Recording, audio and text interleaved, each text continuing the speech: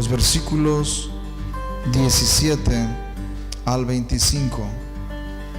Mateo capítulo 4, versículos 17 al 25. Voy a dar lectura a estos versículos, ustedes me siguen con su vista, y la palabra de Dios dice de la siguiente manera: Desde entonces comenzó Jesús a predicar y a decir: arrepentidos, porque el reino de los cielos se ha acercado. Andando Jesús junto al mar de Galilea, vio a dos hermanos, Simón llamado Pedro y Andrés su hermano, que echaban la red en el mar porque eran pescadores. Y les dijo: venid en pos de mí y os haré pescadores de hombres. Ellos entonces, dejando al instante las redes, le siguieron. Pasando de ahí, vio a otros dos hermanos, Jacobo hijo de Zebedeo y Juan su hermano, en la barca con Zebedeo su padre, que remendaban sus redes, y los llamó. Y ellos, dejando al instante la barca y a su padre, le siguieron.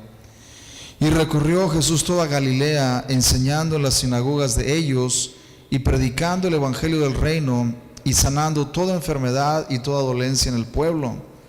Y se difundió su fama por toda Siria, y le trajeron todos los que tenían dolencias, los afligidos por diversas enfermedades y tormentos, los endemoniados, lunáticos y paralíticos, y los sanó. Y le siguió mucha gente de Galilea, de Decápolis, de Jerusalén, de Judea y del otro lado del Jordán. El capítulo 5, versículo 1 y 2 dice: viendo la multitud, subió al monte, y sentándose, vinieron a él sus discípulos, y abriendo su boca les enseñaba, diciendo. En esta mañana, hermanos, vamos a continuar con la segunda parte de la introducción al Sermón del Monte que iniciamos el domingo anterior. Y en esta mañana yo quiero mostrarles de qué manera podemos entender el Sermón del Monte, cuál es la manera correcta, hasta donde yo lo entiendo, de poder entender y comprender el Sermón del Monte. Como les dije el domingo anterior, el Sermón del Monte ha sido mal interpretado grandemente. De hecho, es una de las porciones escriturales más conocidas, aún por los inconversos. Ellos conocen las bienaventuranzas y a menudo las citan. Por ejemplo, les dije cómo un hombre llamado Mahatma Gandhi citaba las bienaventuranzas, y él decía que si la sociedad ponía en práctica las bienaventuranzas, tendríamos una sociedad utópica, una sociedad ejemplar. Hermanos, el problema de Mahatma Gandhi era de que él no entendía en realidad el mensaje del Sermón del Monte. El problema era que él, como no era cristiano, él no entendía que este mensaje solamente puede ser obedecido por los cristianos, por los que han sido regenerados, por aquellos cuyo corazón ha sido transformado. Son los únicos que pueden poner en práctica las enseñanzas del Sermón del Monte. No hay manera en que un incrédulo, en que una persona que no ha sido transformada por el poder de Dios pueda obedecer lo que enseña el Sermón del Monte. Así que el domingo anterior hablamos que este Sermón del Monte, hermanos, debe ser entendido en el contexto del pacto que Dios había hecho con el pueblo de Israel por medio de Moisés. También mencioné, por ejemplo, que uno de los objetivos del evangelista Mateo al escribir su evangelio era el enseñarnos que así como Moisés subió al monte Sinaí para recibir la ley de Dios y entregar al pueblo, así también el nuevo Moisés, quien es Jesucristo, subió al monte para entregar al nuevo Israel y al nuevo pueblo del pacto los mandamientos que ellos deberían obedecer y el código de conducta que deberían observar.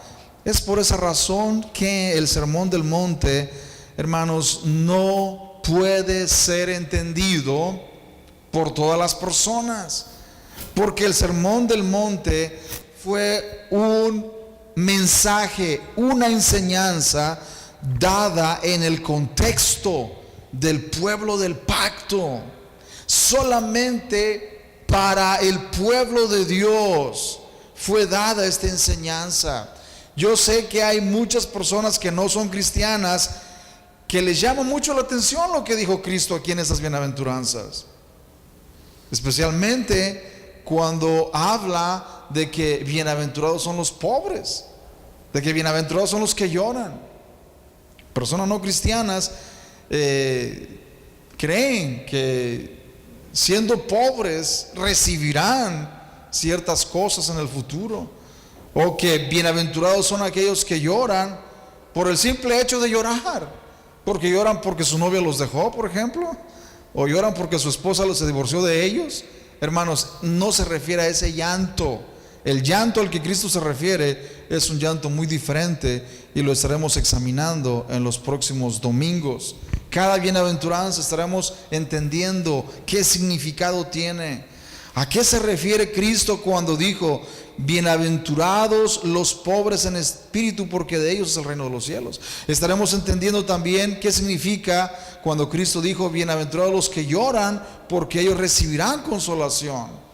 ¿A qué clase de llanto se refería Cristo? No es cualquier llanto, es un llanto especial, hermanos. Es un llanto muy diferente al que vemos en muchas personas de la actualidad. Así que eso es necesario para poder entender el contexto en el que fue dado el Sermón del Monte. Ahora bien, si esto es así, ¿cómo debemos interpretar las enseñanzas de Cristo en el Sermón del Monte? ¿De qué manera vamos a interpretarlas? Si las enseñanzas del Sermón del Monte fueron dadas para el nuevo pueblo del pacto o la iglesia, entonces eso significa que tales enseñanzas son una descripción del carácter que debe poseer todo aquel que es un ciudadano del reino de Dios. Notemos bien, hermanos, el versículo 17 que leí. Dice: desde entonces comenzó Jesús a predicar y a decir: arrepentidos, porque el reino de los cielos se ha acercado, o el reino de Dios se ha acercado. Es interesante darnos cuenta que el evangelista Mateo hace mucha referencia al reino de los cielos o al reino de Dios. Él entendía, como buen judío, que la palabra Dios es algo muy sagrado, y él, debido a eso, no quería usar mucho la palabra Dios. Por lo tanto, él usaba el reino de los cielos, que es exactamente lo mismo a decir: el reino de Dios se ha acercado. Cristo, hermanos, comenzó a predicar y a decir: arrepentíos, porque el reino de los cielos se ha acercado, el reino de Dios se ha acercado. Ahora bien, ¿qué significa esto, hermanos? ¿Qué significa que el reino de Dios se haya acercado? Pues que Cristo trajo ese reino, que Cristo con su venida, hermanos, trajo ese reino, y que todos aquellos que entran a ese reino y pertenecen a ese reino son los únicos que son bienaventurados. Fíjense bien eso, hermanos. Bienaventurados no son aquellos que rechazan a Cristo. Bienaventurados no son aquellos que rechazan el reino de Dios, no. Los bienaventurados son los que entran al reino de Dios. Los bienaventurados son aquellos que abrazan al Rey, que aceptan al Rey, que se someten a Él, que entran al reino de Dios. Ellos son los bienaventurados. Por eso Él dio estas bienaventuranzas, para mostrarnos quiénes son realmente los bienaventurados. El propósito de Jesucristo al dar esas enseñanzas no era para decirnos cómo se puede entrar al reino de Dios, sino para decirnos cómo debemos vivir los que ya pertenecemos a ese reino. ¿Cómo debemos vivir los que pertenecemos al reino de Dios? ¿De qué manera? Hemos visto, por ejemplo, a lo largo de la escuela dominical, cuando hemos estado analizando el libro He aquí el estándar, una pregunta que hice al principio es la siguiente: ¿cómo debemos vivir ahora que somos cristianos? ¿Cómo debemos vivir ahora que somos creyentes? ¿De qué manera? Bueno, ese libro nos muestra de qué manera debemos vivir los cristianos en este mundo. ¿De qué manera? Porque la palabra de Dios nos muestra de qué manera el cristiano debe vivir en este mundo. Lo que Cristo hace en el Sermón del Monte, hermanos, es exactamente eso.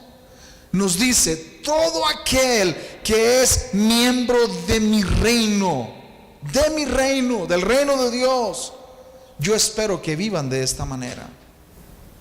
Todo aquel que pertenece a este reino tiene que vivir de esta manera. Y Cristo comienza a darnos, hermanos, enseñanzas y pautas para que el creyente que pertenece ya a ese reino pueda vivir de esa manera. No es como muchos creen.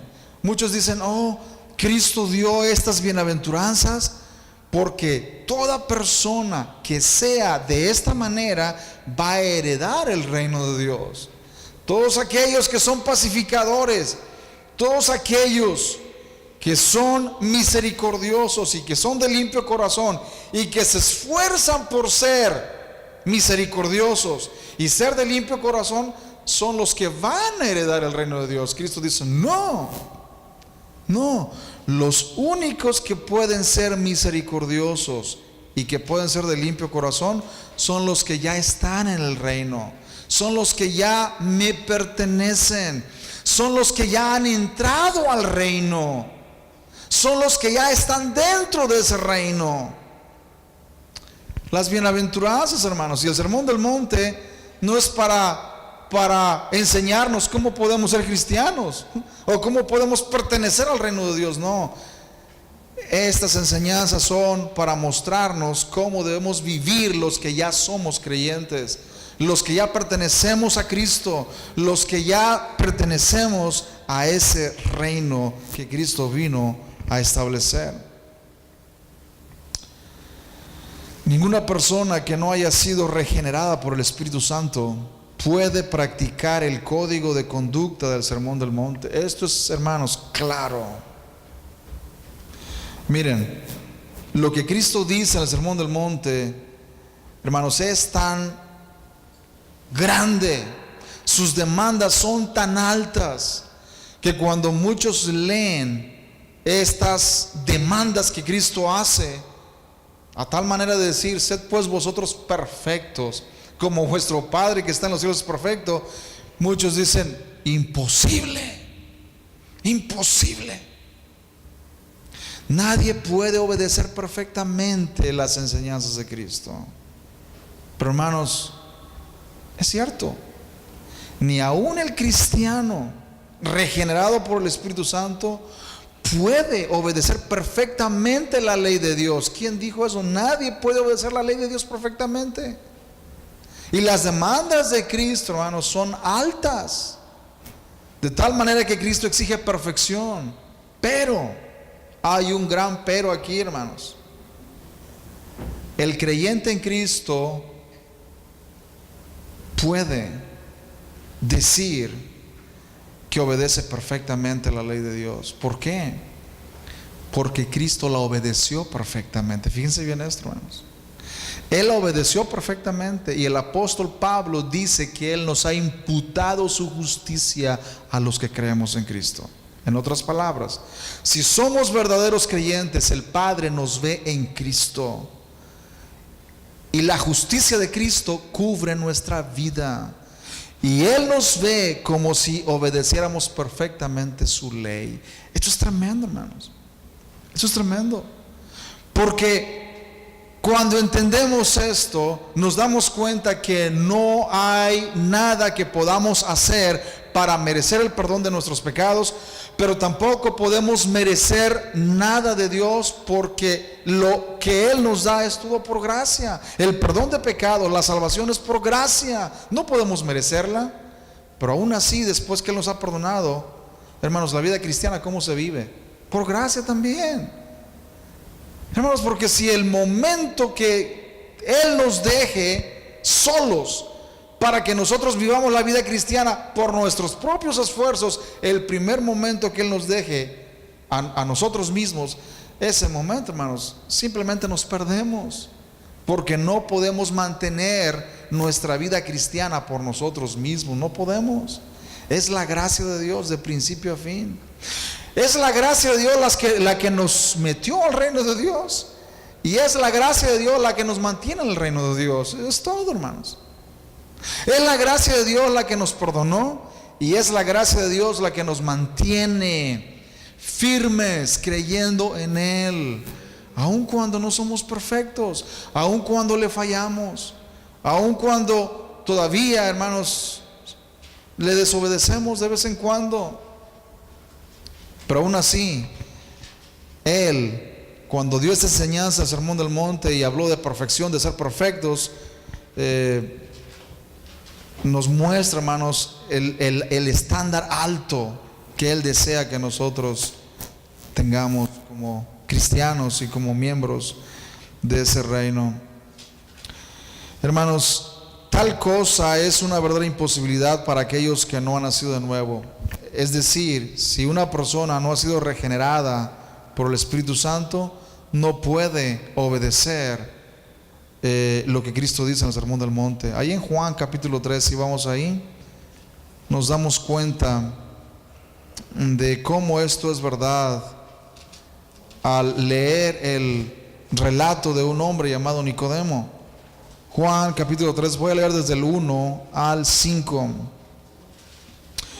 Había un hombre de los fariseos que se llamaba Nicodemo, un principal entre los judíos.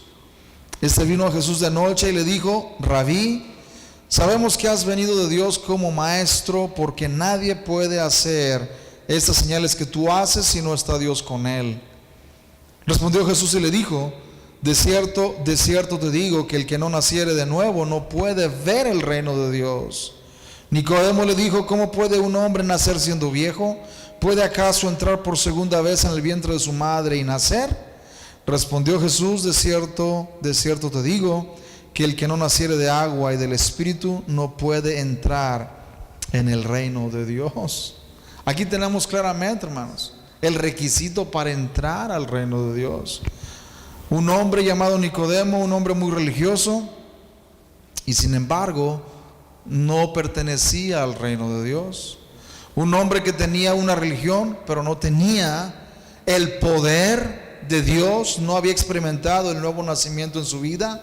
Su corazón estaba aún no regenerado, su corazón estaba todavía de piedra, estaba muerto en sus delitos y pecados, y por lo tanto, con toda su religión, él iba a perderse, con toda su religión. Por esa razón Cristo le dijo: si no naces de nuevo, no puedes ver el reino de Dios. No se puede entrar al reino de Dios, hermanos, sin nacer de nuevo. El Espíritu Santo tiene que regenerar nuestro corazón para poder entrar al reino de Dios. Para poder ser parte del reino de Dios, el Espíritu Santo tiene que regenerar el corazón del ser humano. No hay manera de entrar al reino de Dios sin regeneración de corazón.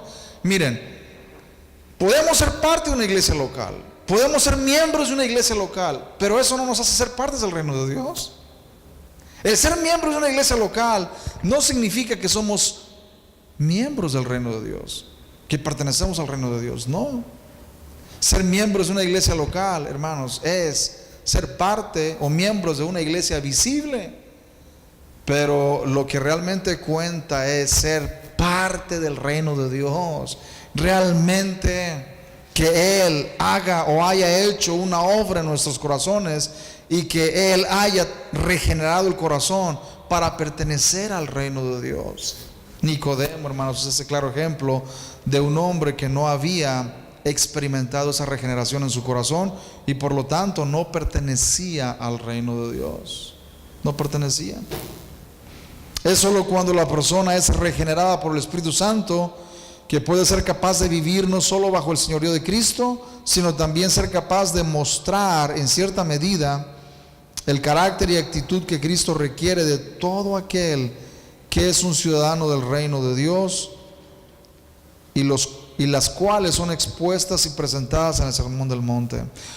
Lo que encontramos en el Sermón del Monte, hermanos, son prácticamente el carácter, las actitudes de todo verdadero creyente. Una vez más, no significa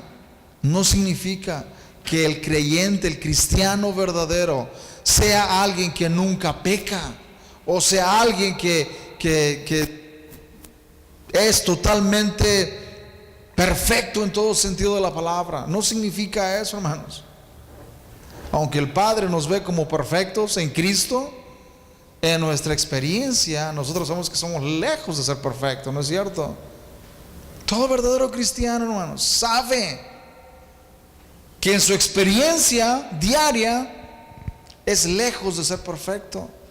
Está lleno de defectos, de imperfecciones. Pero aún así, si somos verdaderos creyentes, el Padre nos ve en Cristo como si fuéramos perfectos. Si somos verdaderos creyentes. Si no somos verdaderos creyentes, hermanos, entonces no podemos decir que el Padre nos ve en Cristo, porque no estamos en Cristo. Si estamos en Cristo, entonces tenemos que entender que el Padre nos ve como si nunca hubiéramos pecado, como si fuéramos perfectos. El apóstol Pablo dijo: todo el que está en Cristo, nueva criatura es. Las cosas viejas pasaron y aquí todas son hechas nuevas. El creyente en Cristo es una nueva criatura en Cristo. Número 2, hermanos, ¿por qué son importantes las enseñanzas del Sermón del Monte? ¿Por qué podemos decir que son importantes? La respuesta: porque nos muestran cómo y de qué manera debemos vivir los ciudadanos del reino de Dios. Somos ciudadanos del reino de Dios, y como tales tenemos que vivir de cierta manera. El nuevo nacimiento es indispensable para poder entrar y pertenecer a ese reino. Pero, hermanos, eso es solamente el comienzo. Así como un niño nace y lo que sigue es el crecimiento, todo cristiano, toda persona que ha nacido de nuevo tiene que crecer. Todo aquel que ha nacido de nuevo tiene que tener crecimiento. Si los creyentes que ya han nacido de nuevo no crecen ni se convierten en auténticos y fieles discípulos de Cristo, quienes no solo conocen sino que también obedecen sus mandamientos, entonces solo traerán escándalo y descrédito sobre la persona de Cristo y sobre sus enseñanzas. Hermanos, esto es muy serio. Decir que somos cristianos es una gran responsabilidad. No es, hermanos, decir soy cristiano y voy a vivir como me da la gana. No es así, hermano. Identificarte como un cristiano significa que estás obligado a vivir como Cristo te demanda que vivas. Si no, mejor no digas que eres cristiano. Mejor di como muchos: pues yo no soy ni mochila ni soy maleta, ¿quién sabe qué seré? Y así creen que pueden zafarse de la responsabilidad, hermanos. Pero no es así. Si no somos cristianos, si no estamos con Cristo, estamos en contra de Cristo en realidad. Si no le pertenecemos a Cristo, entonces le pertenecemos al diablo. No hay lugar intermedio: o estamos en Él o estamos fuera de Él. No hay un tercer lugar. No hay un tercer lugar. Pero si decimos que somos cristianos, tenemos la obligación y responsabilidad de vivir las enseñanzas de Cristo. Si no lo hacemos, hermanos, ¿qué va a pasar? Muy fácil: traeremos escándalo y descrédito a la persona de Cristo. Cuando nosotros vivimos en desobediencia abierta a los mandamientos de Dios, las personas, hermanos, se van a escandalizar y van a desacreditar a la persona de Cristo. No solamente nos van a criticar a nosotros, pero también lo primero que dicen: no, eso no es nada, eso no sirve, eso no sirve. ¿Por qué razón, hermanos? Porque nosotros mismos estamos trayendo descrédito a la persona de Cristo y a sus enseñanzas. Y es necesario entender esto, hermanos, que el decir soy cristiano es una grande responsabilidad. No es sencillo, no es cualquier cosa identificarse con Cristo. Identificarse con Cristo es realmente estar dispuestos a obedecer sus mandamientos y hacer lo que Él quiere que nosotros hagamos. Y el Sermón del Monte, hermano, nos muestra esas cosas que Él quiere que nosotros hagamos y cómo nosotros debemos ser. El Sermón del Monte nos provee de un marco ético con el cual debemos ajustar nuestra vida como discípulos de Cristo, quienes viven la vida cristiana tal como Cristo espera que la vivamos. ¿Cómo espera Cristo que vivamos la vida cristiana? ¿Cómo nos da la gana? No, hermanos, no. Cristo espera que vivamos la vida cristiana como Él nos dice en el Sermón del Monte. Estaba escuchando el mensaje de un predicador americano y él decía en su mensaje: ¿por qué creen ustedes que Cristo predicó el Sermón del Monte? Había tantos temas que predicar, y de tantos temas Él escogió solamente uno, y Él escogió el tema de no ser como los fariseos, de no ser como ellos. Y Él decía: ¿por qué eso? ¿Por qué no habló sobre la predestinación, por ejemplo? ¿Por qué no habló sobre los 5 puntos del calvinismo que son tan debatidos en la actualidad? ¿Por qué escogió el tema de no ser como los fariseos? ¿Por qué? Y Él dice, hermanos, Él dice en ese mensaje, porque dice que esa enseñanza de los fariseos es la que lleva a más gente al infierno que cualquier otra enseñanza. La de los fariseos. Puede ser que tenga razón, hermanos, porque si leemos todo el Sermón del Monte, nos damos cuenta que Cristo siempre contrasta: y no seas como los escribas y los fariseos, y no seas como ellos, y no seas como... ¿Por qué, hermanos? Porque podemos nosotros estarnos engañando a nosotros mismos, y eso es peligroso. Eso conduce a la condenación eterna. Por eso siempre tenemos que vivir, como dice el apóstol Pablo, examinándonos a nosotros mismos si estamos en la fe.